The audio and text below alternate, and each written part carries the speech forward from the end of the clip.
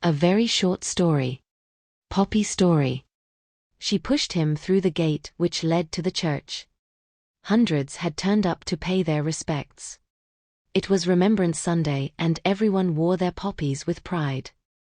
A woman in her 60s bent down to the frail old man in the chair and said, "Are you okay, Dad?" Ronald looked up at her, then replied with difficulty, "This day means so much to me. I lost so many friends in the war, and today they can be remembered for the heroes they were." Fiona, his daughter, patted him on the shoulder gently.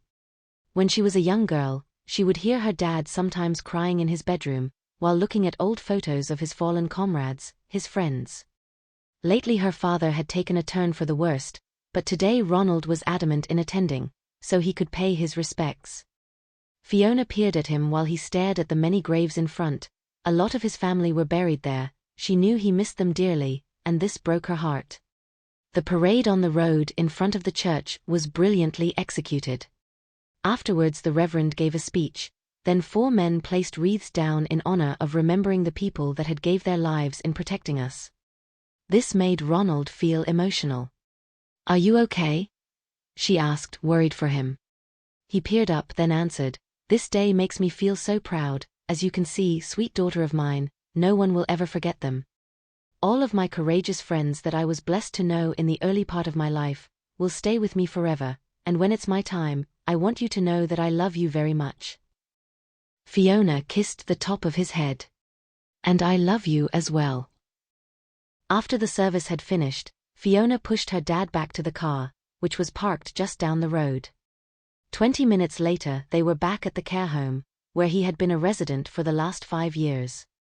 On the 2nd floor she pushed him into his room. On the walls were many photos of their family. Most had passed, but Ronald liked to remember them in his own little way. She spent some time with him, until he started to feel tired, then Fiona called for a carer to help her get him into bed. Once Ronald was safely tucked in, he gave her a smile and said, "Thank you for today, it meant the world to me." "I love you, Daddy, and I'll see you tomorrow." She kissed him softly on the cheek, then left the room. He lay in bed. The thick quilt kept him warm. It was late, as the faint light of the moon shone through the window. These days he felt so alone, old. The things he used to do he found so hard now. He thought back to his brave friends from long ago. A single tear ran down his cheek. Ronald said a short prayer for them, before succumbing to sleep.